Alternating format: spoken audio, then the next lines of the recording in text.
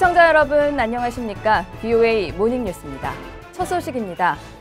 시걸 맨델커 미 재무부 테러금융정보 담당 차관은 북한이 경제 제재로 인한 피해를 줄이기 위해 사이버 범죄에 나섰다고 밝혔습니다. 트럼프 행정부는 북한 등에 전례 없이 강한 경제 제재를 가했다고도 강조했습니다. 함지아 기자입니다. 시걸 맨델커 재무차관은 13일 뉴욕에서 열린 컨퍼런스 연설에서 북한의 사이버 범죄 행위를 대북 제재 회피 수단으로 지적했습니다. 국제 금융 시스템에서 차단된 정권과 범죄 조직들이 그 대안으로 전자화폐로 눈을 돌린다는 겁니다. 맨델커 차관은 그러면서 미국 법무부에 의해 기소되고 재무부 제재 대상에 포함된 북한 해커 박진혁을 주요 사례로 지목했습니다. 북한이 후원한 해킹 조직 라자루스 그룹의 일원인 박진혁은 방글라데시 중앙은행에서 8,100만 달러를 탈취한 사건에 연루돼 미 수사당국의 공개 수배에 오르기도 했습니다. 라자루스 그룹은 악성 코드가 포함된 가짜 이메일을 방글라데시 중앙은행 직원들에게 보내 국제은행 간 통신협회 스위프트의 결제 시스템에 접근해 해당 은행의 계좌에서 자금을 이체한 것으로 알려졌습니다. 재무부는 이들이 이렇게 탈취한 자금을 가상화폐 거래 시스템을 이용해 돈 세탁을 한 사실을 추적했다고 맨델커 차관은 말했습니다. 미 재무부 금융범죄단속반에 따르면 지난 2년 동안 가상화폐 거래와 관련된 사이버 해킹과 연관된 자금은 15억 달러에 달하는 것으로 나타났습니다. 맨델커 차관은 최근 몇 년간 경제 제재가 미국의 국가안보의 가장 중요한 도구 중 하나로 부상했다고 밝혔고 앞서 지난 3월에도 불법 행위를 묵인하지 않을 것이라고 경고하기도 했습니다. They also send a message, I think, worldwide that the United States isn't going to tolerate that kind of illicit activity and we're going to take action where we think it's necessary. 제재는 테러 지원국가 인권 가해자들, 무기 확산자들의 자금을 차단함으로써 지상군을 투입하거나 병력에 해를 끼치지 않은 채 이들의 활동을 방해할 수 있다는 겁니다. 맨델커 차관은 그러면서 현 행정부에선 재무부가 이란과 북한, 러시아 등에게 전례 없는 경제적 압박을 가했다고 덧붙였습니다. BOA 뉴스 함지아입니다. 북한이 최근 단거리 미사일을 잇따라 발사하면서 긴장을 고조시켰는데요. 헤더 윌슨 미 공군 장관은 이런 북한에 대해 주변국들에 대한 잠재적 위협이라고 밝혔습니다. 마크 에스퍼 육군 장관은 외교적 노력에 대한 미군의 지원 역할을 강조했습니다. 조은정 기자입니다. 워싱턴의 메리디언 인터내셔널 센터에서 열린 미군의 우선순위와 현대화 토론회에 참석한 헤더 윌슨 미 공군 장관은 북한을 이웃 국가들에 대한 잠재적 위협으로 규정했습니다. 윌슨 장관은 북한의 탄도미사일 발사로 미, 한일 세 나라에 대한 위협이 커졌다고 보느냐는 VOA의 질문에 이같이 밝히면서 미국은 어떠한 위협에도 대응하기 위한 준비 태세를 유지하고 있다고 강조했습니다. I don't have a particular comment on the North Korean military capabilities. We consider them to be a potential threat to their neighbors, and we maintain readiness levels to be able to deal with any threat. 마크 에스퍼 육군 장관은 북한의 도발이 계속되면 과거 수준으로 미한 연합훈련을 확대해야 한다고 보느냐는 질문에 대북 외교적 노력에 대한 지원을 강조했습니다. 다시 과거의 훈련으로 돌아갈지 여부는 전투지휘관이 국방장관과 국무장관과 협의해 내릴 결정이라면서 군은 외교적 노력을 돕기 위해 노력하고 있다고 밝혔습니다. Combatant commander over there in theater in consultation obviously with the Secretary of Defense and the Secretary of State because at the end of the day what we are trying to do is help affect the diplomatic efforts.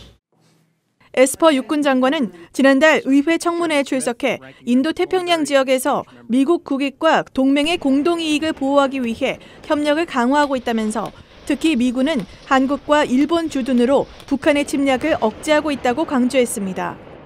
에스퍼 육군 장관은 토론회에서 자신의 임무는 언제 어디서나 필요할 때 군인들을 투입할 수 있도록 훈련시키고 준비시키는 것이라고 밝혔습니다. 윌슨 공군 장관도 전투지휘관이 추가 병력을 필요로 할 때 군인들을 준비시켜 놓는 것이 자신의 임무라면서 특히 공군은 위기 발생 시 국가의 모든 역량을 즉각 투입하는 세력 투사에 대비하고 있다고 말했습니다. VOA 뉴스 조은정입니다. 북한의 미사일 발사 국면 속에서도 유엔과 한국의 대북 지원 논의가 계속되면서 분배의 투명성을 확보해야 한다는 요구가 높아지고 있습니다. 미 전직 관리들은 인도적 지원의 필요성을 인정하면서도 현장 감시 등 대북 지원 원칙이 철저하게 지켜져야 한다고 강조했는데요. 자세한 소식 김영권 기자가 전해드립니다. 지난주 유엔 인권이사회에서 열린 북한에 관한 보편적 정례 검토 UPR에 참석한 미국 대표는 북한 정부의 대북 인도적 지원의 투명성 보장을 촉구했습니다. 유엔 인도적 기구들이 북한에 대한 인도적 식량 지원을 호소하는 가운데 미국 관리가 유엔에서 지원 반대가 아닌 투명성 보장을 강조한 발언을 해 관심을 끌었습니다.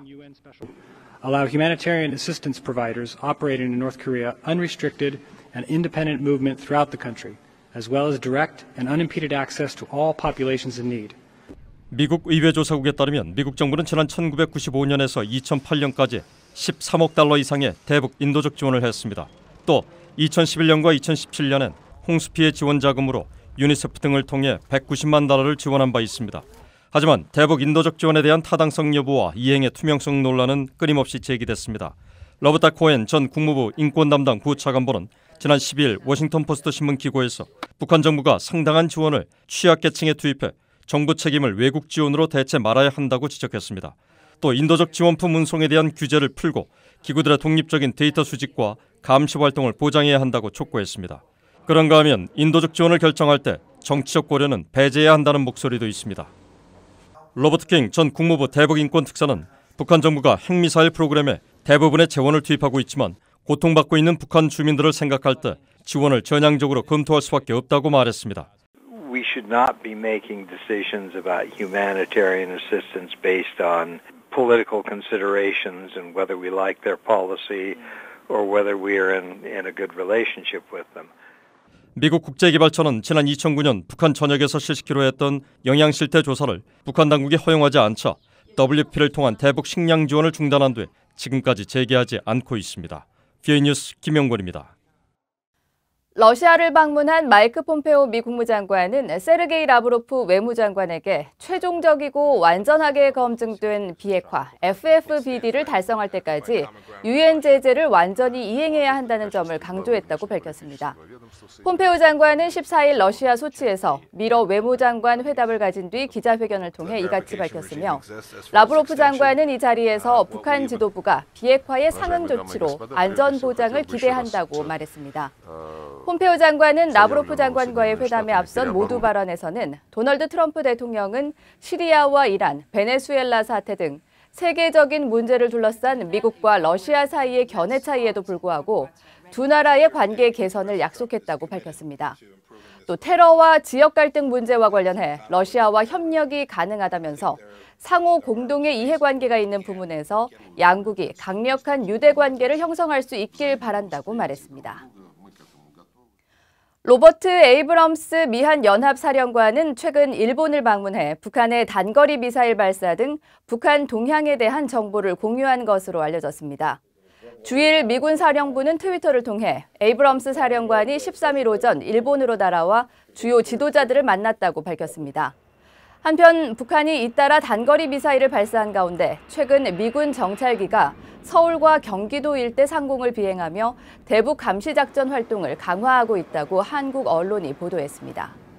보도에 따르면 미 공군 주력 통신 감청 정찰기인 리벳 조인트는 북한의 미사일 발사 전날인 지난 8일에 이어 13일에도 수도권 상공을 비행했으며 미한 군 당국은 미사일 발사 등 북한의 추가 움직임에 대비해 다소 상향된 대북 감시 체제를 계속 유지하는 것으로 전해졌습니다. 도널드 트럼프 미국 대통령이 이달 말 예정된 일본 국빈 방문 기간 동안 북한 납북 피해자 가족들을 만날 계획이라고 아베 신조 일본 총리가 밝혔습니다.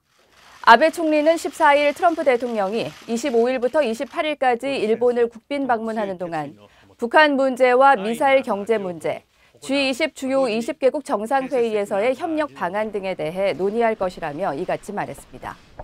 트럼프 대통령은 2017년 11월 일본 방문 당시에도 일본인 납북자 피해 가족과 면담한 바 있습니다. 한편 아베 총리는 북한이 최근 단거리 탄도미사일을 발사한 것과 관련해 유엔 안보리 결의를 위반한 것으로 극히 유감이라고 밝혔습니다. 타이완 법원이 다른 나라에 석유를 수출하는 것처럼 서류를 꾸민 뒤 공해상에서 북한 선박에 석유를 전달한 혐의로 기소된 사업가에게 유죄를 선고했다고 현지 언론들이 보도했습니다. 타이완 자유시보 등에 따르면 가오슝 지방법원은 문서 위조 혐의로 기소된 사업가 천 스셴 씨에게 119일 동안의 구금과 벌금 35만 7천 대만 달러의 집행유예 2년을 선고했습니다. 이상으로 VOA 모닝뉴스를 마칩니다. 시청해주신 여러분 고맙습니다.